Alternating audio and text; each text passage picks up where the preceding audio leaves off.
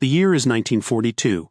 He is a senior officer of the German Wehrmacht. His uniform is immaculate, but his composure is a carefully constructed facade. He has been trained for this moment. His mind recites the protocol. Name, rank, serial number. Nothing more. He replays the warnings issued by his own military intelligence, the Abwehr. He steels himself for what is to come. The cold cell, the damp floor, the single glaring bulb. He anticipates the endless, repetitive questioning, the sleep deprivation, the psychological torment, the inevitable physical brutality designed to shatter his will. Every fiber of his being is coiled, ready for a contest of endurance against his captors. The vehicle lurches to a halt. A door opens. He is guided out, his arms held firmly but not violently. He counts the steps on a gravel path, the echo of his own boots sounding like a funeral drum. He hears the heavy groan of a large wooden door opening. He is led inside. The air changes. It is warmer, carrying the faint, unexpected scent of floor polish and old books. He is guided up a flight of stairs, the steps carpeted, muffling his footfalls. He is led into a room, and a gentle hand helps him into a chair. The chair is not a hard stool, but upholstered, comfortable. For a long moment there is only silence. It is a calculated silence, he thinks. A classic technique. Then the blindfold is removed. He blinks, his eyes adjusting to the soft light of a handsome, wood-paneled room. There is a fireplace, a writing desk, a plush armchair. Through a tall window he can see manicured lawns stretching out towards a line of ancient trees. He is not in a concrete bunker. He appears to be in the study of an English country estate. Before he can process this profound disorientation, the door opens. A British officer enters, a man of about his own age, carrying not a rubber truncheon but a silver tray. On the tray are 2 glasses and a bottle of scotch. The British officer smiles politely, and in flawless idiomatic German, not the stilted textbook German of a common interrogator, but the nuanced colloquial German of a native academic, he asks, "Would you care for a drink, Herr General? It has been a long journey." The German officer stares, his mind reeling, his entire psychological defense crumbling in an instant. He had prepared for a fight. He had not in any way prepared for this. This was not an interrogation cell. This was a cage, but it was a gilded one, and its bars were far more insidious and far more effective than any he had ever imagined. This incredible true story, pieced together from recently declassified intelligence files and the first-hand accounts of those who were there, is the story of one of the most audacious and successful intelligence operations of the Second World War. It was a secret war of whispers, fought not in trenches or bombed-out cities, but in the drawing rooms and gardens of stately English homes, where the enemy's greatest secrets were willingly given away over a game of billiards and a glass of wine. The strategy was born from a revolutionary, almost counterintuitive idea, championed by a handful of brilliant minds within British intelligence. The prevailing wisdom of the era held that information was a thing to be extracted, beaten, starved, or psychologically broken out of a prisoner.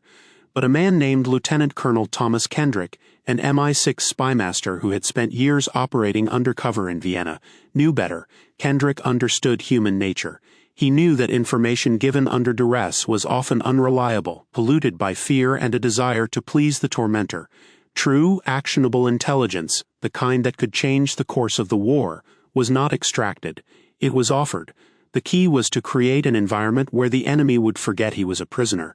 The goal was to disarm him not with threats but with comfort.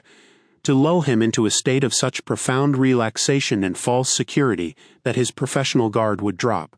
He would begin to talk, not to his interrogators necessarily, but to his own comrades, and when he did, Britain would be listening. The result was the creation of the Combined Services Detailed Interrogation Centers, or CSDIC. Outwardly, they were just numbers on a map, Camp 20, Camp 11, Camp 9, but in reality they were Latimer House, Wilton Park, and most famously Trent Park. These were not camps. They were luxurious country mansions, requisitioned for the war effort and transformed into the most sophisticated listening traps ever conceived. When a high-value German prisoner, a U-boat captain, a Luftwaffe ace, a decorated army general, was captured, he was not sent to a standard POW stockade. He was brought here. Upon arrival, the initial shock was universal. Instead of a barbed wire cage, he found himself a guest in what amounted to a private club for the German officer corps. The accommodations were better than those at his own rear echelon headquarters. He was given a comfortable private or semi-private room, a proper bed with clean linens, and an orderly, often a German private, to attend to his needs. The daily routine was designed to mimic the life of a gentleman at leisure. The food was plentiful and of high quality, a shocking contrast to the strict rationing imposed on the British public and the meager fare his own troops were subsisting on. There was wine with dinner, coffee and tea were readily available. Cigarettes and cigars, prized commodities in a wartime world, were distributed generously. The grounds were open for the prisoners to walk, to stroll through the landscaped gardens and ancient woodlands. They were provided with a library stocked with German literature and philosophy, Goethe, Schiller, Kant. There were rooms for recreation, card tables, chess sets, even a billiards table. At Trent Park, there was a tennis court. Uniforms were cleaned and pressed. They were, in every sense, treated as guests. Honored guests even. It was a masterstroke of psychological manipulation. The prisoners, expecting the worst, were utterly disoriented by the kindness. They were cut off from the war, from the stress of command, from the horrors of the front line. They were bored. And in this carefully curated atmosphere of a private officers' club, old habits and hierarchies began to reassert themselves. The senior generals would hold court, the junior officers eager to listen. They would debate strategy, criticize their superiors, and boast of their own accomplishments. They felt safe. They believed their conversations were private. They were profoundly mistaken. Every square inch of these country homes was a weapon. Before the first German guest ever arrived, teams of specialists from MI-19 and the Secret Intelligence Service had swarmed the properties. Their work was the stuff of spy fiction made real. They were installing a complex and pervasive surveillance system, hiding state-of-the-art microphones in every conceivable location. This was the secret of the M room, the microphone control room, the nerve center of the entire operation. From a hidden basement, concealed behind false walls and locked doors, technicians had run miles of cabling throughout the house. Microphones were secreted inside light fixtures, behind picture frames, tucked into the skirting boards. They were hidden in the legs of billiard tables, inside bed frames, and behind the elaborate plasterwork of the ceilings. Outside, microphones were concealed within the trunks of trees along the favorite walking paths in the gardens.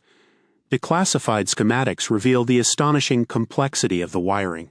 A spider's web of listening devices ensuring that no conversation, no matter how quiet or seemingly private, went unheard.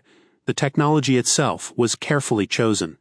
The British, in a move of ironic genius, often used high-fidelity microphones manufactured by German companies. They knew the quality was superb, and they gambled correctly that the sound of a conversation recorded on a German microphone would be subconsciously more familiar and less likely to raise suspicion if any faint electronic artifact were ever noticed. But the technology was only half of the system. The other, more critical half was human.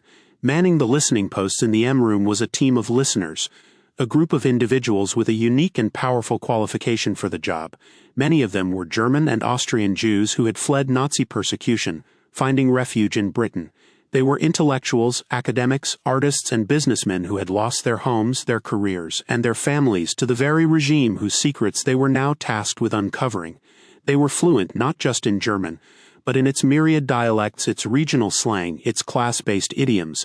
They understood the nuances of a Berliner's sarcasm, a Bavarian's complaint, or a Prussian's arrogance. They possessed an encyclopedic knowledge of German military jargon and the complex social structure of the Wehrmacht's officer corps. Their work was grueling. For hours on end they would sit in the dim light of the basement, headphones pressed to their ears, straining to decipher the overlapping conversations of the generals upstairs. Their task was to listen and to transcribe. Every word was captured on paper, translated and analyzed. It was a monumental undertaking. A single day could produce hundreds of pages of raw transcript. From this deluge of chatter, complaints about the food, gossip about fellow officers, reminiscences of home, the listeners had to pluck the golden threads of actionable intelligence. A general's boast to a roommate about a new weapon he had seen tested. A U-boat commander's technical complaint about his torpedoes. Two officers arguing over the true location of Hitler's headquarters. The personal toll on these listeners was immense. In a veteran's testimony recorded after the war, one of the listeners described the profound psychological strain of the work. He spoke of listening to the mundane human conversations of the men upstairs, men talking about their wives, their children, their dogs, and having to reconcile that with the knowledge of what these same men had done or had allowed to be done on the battlefields of Europe. He was listening to the architects of the Holocaust discussing their favorite operas. The moral and emotional dissonance was staggering. They were ghosts in the machine. their native language turned into a weapon against its source. The operation was not entirely passive. British intelligence layered another level of deception on top of the hidden microphones. They deployed their own agents among the prisoner population. These were the so-called stool pigeons, or Manor asterisk as they were known in German. These were carefully selected German prisoners who, for various reasons, had been turned. Some were disillusioned with the Nazi regime, others were opportunists seeking better treatment, and a few were genuine anti-Nazis who wanted to help the Allies win the war. These agents were given a specific mission: to steer conversations. Before a new high-value prisoner arrived, the listeners and interrogators would compile a list of desired intelligence. Is he familiar with the new jet fighter program? Does he know the status of synthetic oil production? What is the morale like in his sector of the Eastern Front? The stool pigeon, armed with this knowledge, would then engage his fellow prisoners. He wouldn't ask direct questions, which would raise immediate suspicion. Instead, he would use subtlety and guile. He might casually mention a rumor he'd heard about a new wonder weapon, knowing it would provoke a boastful general to correct him with specific, accurate details. Or he might express despair about the war, prompting another officer to counter with optimistic news about a planned offensive, revealing its location or timing. Alongside these covert methods were the overt interrogations, but these too were part of the elaborate performance. The interrogators at Trent Park were not thugs. They were men like Major General Sir Francis Freddy de Gangand, cultured, intelligent officers who often spoke better German than their prisoners. Their approach was one of friendship and empathy. An interrogation might take the form of a leisurely walk in the garden. The British officer would not demand information. He would discuss poetry, history, or philosophy. He would ask about the general's family, his estate back in Prussia, his favorite composer. He was building rapport, establishing a relationship based on mutual respect between professional soldiers. This soft approach served two purposes. Firstly, it would occasionally yield information directly, as the German officer, disarmed by the courtesy, might let a detail slip. But its more important function was to prime the pump. The British officer would plant a conversational seed, a seemingly innocent question about a new type of tank site or a problem with naval logistics. The German general, unwilling to discuss it with his captor, would then return to his room, and feeling the need to demonstrate his expertise, would immediately raise the topic with his roommate. And in the basement, the listeners would be waiting, their transcription machines silently recording every word. The intelligence harvested from this golden cage was nothing short of breathtaking. It provided the Allies with a continuous, near real-time insight into the highest levels of the German war machine. The declassified transcripts from Trent Park and Latimer House read like a secret history of the Third Reich, told by the men who built it. The results were tangible, strategic, and saved countless Allied lives, one of the earliest and most significant intelligence coups related to the V-weapons program. In early 1943, the German generals, relaxing in the comfort of Trent Park, began to speak of Hitler's promise of *Vergeltungswaffen* or retaliation weapons that would turn the tide of the war. General Wilhelm von Thoma, captured at El Alamein, and General Major Ludwig Cruwell, captured in North Africa, were particularly talkative. In conversations meticulously recorded by the listeners, they discussed what they had heard about a secret research facility on the Baltic coast. They mentioned the name Peenemünde.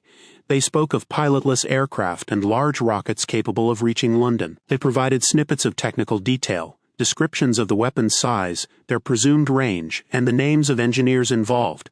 This was the first concrete, high-level confirmation the Allies received about the V-1 flying bomb and the V-2 ballistic missile. This intelligence, combined with information from other sources like the Polish resistance, was funneled directly to Allied High Command.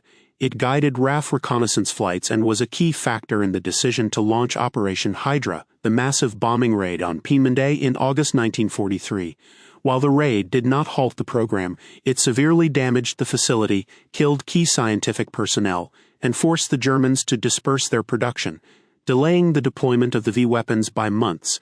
Those months were critical, allowing Britain to prepare its defenses, from anti-aircraft batteries to RAF fighter patrols, which would ultimately mitigate the devastation when the V-1s were finally unleashed in 1944. The generals' careless talk, born of arrogance in their English country club, had been transcribed in the basement and turned into bombs dropped on their own most secret project. The Battle of the Atlantic, the longest continuous military campaign of the war, was another theater profoundly impacted by the secrets gleaned from CSDIC. The capture of a U-boat crew was an intelligence priority of the highest order.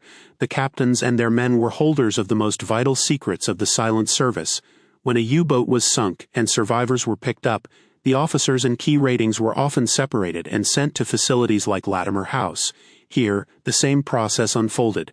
U-boat aces like Otto Kretschmer, dubbed Silent Otto by his propagandists for his refusal to speak, were placed in bugged environments, while Kretschmer himself remained largely taciturn with his captors. His crew and fellow commanders were not. Believing they were safe among comrades, they let their guard down. Transcripts reveal sailors arguing about the technical flaws of the new T-5 Zonkonig * acoustic torpedo, giving Allied scientists crucial clues on how to develop countermeasures like the Foxer noise-making decoy. Captains complained about the inaccuracy of their weather reports, revealing the location of German weather ships that were subsequently hunted down by the Royal Navy. They discussed patrol zones, rendezvous points with supply U-boats or milch cows, and the effectiveness of Allied anti-submarine tactics, such as the Hedgehog mortar and the growing accuracy of airborne radar. Perhaps most importantly, the listeners charted the breaking morale of the U-boat arm. They heard the fear in the voices of young sailors, the growing disillusionment of the veteran captains, who knew the happy time of 1940 was long over. They spoke of the terrible four-engined liberators, and the constant dread of surprise attack. This intelligence on morale was just as valuable as the technical data. It confirmed for the Admiralty that their strategy was working, that the pressure on Donitz wolf packs was becoming unbearable, and that the tide was turning in the Atlantic. The most chilling and historically significant conversations, however, came from the highest-ranking Army generals held at Trent Park, especially in the latter years of the war. As the strategic situation for Germany deteriorated, the generals, insulated from the consequences in their comfortable prison, began to speak with astonishing candor about the political landscape of the Reich. The microphones at Trent Park became a secret window into the heart of the German High Command. They captured the generals' unfiltered opinions of Hitler, Goebbels, and Himmler. They heard them plotting. Following the failed assassination attempt on Hitler on July 20, 1944, the bugged conversations became electric. The generals already in captivity, men like Heinrich von Wiedinghoff and Georg Hans Reinhardt, debated the merits of the plot. They argued over its chances of success, criticized its execution, and, most damningly, named other senior officers they believed were involved or sympathetic. This provided the Allies with an unparalleled map of the deep fractures and dissent running through the Wehrmacht, intelligence that was crucial in shaping political and military strategy as the end of the war approached. Even more disturbing were the conversations that dealt with the conduct of the war itself. Freed from the constraints of Nazi oversight and believing themselves to be speaking in absolute privacy, the generals talked openly about atrocities. In one now declassified transcript, General Dietrich von Choltitz, the last German commander of Paris, is recorded speaking with other generals shortly after his capture. He calmly discusses his role in the brutal liquidation of the Jewish ghetto in Sevastopol on the Eastern Front. He speaks of it as a logistical problem, a messy job that had to be done. Another general, Hermann Bernhard Ramke, a senior Fallschirmjäger commander, is heard boasting about the destruction of civilian infrastructure in Brest. These were not confessions extracted under duress. This was the unvarnished truth spoken freely by the perpetrators. The listeners in the basement, many of whom had family who had disappeared into the very system these generals represented, were forced to sit and transcribe these monstrous accounts. They recorded every detail, their work forming a damning and irrefutable record. This collection of first-hand accounts, secretly recorded, became a treasure trove of evidence for the post-war era. When the Nuremberg trials convened, prosecutors were armed with thousands of pages of these transcripts. They could confront high-ranking Nazis not with accusations, but with their own words, spoken in what they believed was the safety of their English prison. The question remains, why did it work so well? Why did these disciplined, professional, and often brilliant military leaders fall so completely for the deception? The answer lies in a complex cocktail of psychology, arrogance, and the unique conditions of their captivity. Primarily, there was the profound psychological shock of the environment itself. A man prepared for a fight, when met with unexpected kindness, has his defenses short-circuited. The comfort, the good food, the polite conversation, it was all so completely outside their frame of reference for captivity that it created a cognitive dissonance they couldn't resolve. Their training was useless here. There was also the element of profound arrogance. Many of the Prussian Junker class of generals held a deep-seated contempt for what they saw as the soft and decadent British. They simply could not conceive that their captors could be running an operation of such exquisite subtlety and cunning. They underestimated their enemy, a fatal error in any conflict. Furthermore, the private club atmosphere played on their inherent sense of status and ego. Removed from the battlefield, the generals sought to re-establish their authority and importance. The easiest way to do this was to demonstrate their superior knowledge and experience to their fellow officers. They boasted about battles, about the new technologies they'd been privy to, and about their proximity to the center of power. They were performing for each other, unaware that they had a hidden audience. Finally, there was the simple human need for psychological release. These men had been under unimaginable pressure for years. They had witnessed unimaginable carnage. The chance to simply talk, to process their experiences, to vent their frustrations in a place of safety and comfort was an irresistible catharsis. They talked because they needed to. The legacy of Trent Park and the other CSDIC facilities is immense. The intelligence gathered there directly influenced the bombing campaigns against V-weapon sites, the tactical evolution of the Battle of the Atlantic, and the Allied understanding of the German command structure. Historians argue convincingly that the information gleaned from these elegant country homes shortened the war and saved, without exaggeration, tens of thousands of lives. It was an intelligence victory on a scale that rivals the breaking of the Enigma code, yet it remained a closely guarded secret for over half a century. The story is also a powerful testament to the forgotten heroes of the war, the listeners, the German-speaking refugees who sat in those dark basements turning their personal tragedy into a weapon for the Allied cause. Their contribution was silent, unseen, but absolutely vital. Their incredible true story is a reminder that in the total war of the 20th century, the most powerful blows were not always struck by bombs and bullets, but sometimes by a polite question, a shared cigarette, and a hidden microphone. It was a war of wits, where the most effective weapon proved to be a masterful illusion of civility in the midst of barbarism. Thanks for watching. We are curious to hear about your anecdotes or thoughts on this story. Please comment them down below. And don't forget to like and subscribe to WW2 Echoes so that we can keep creating such videos.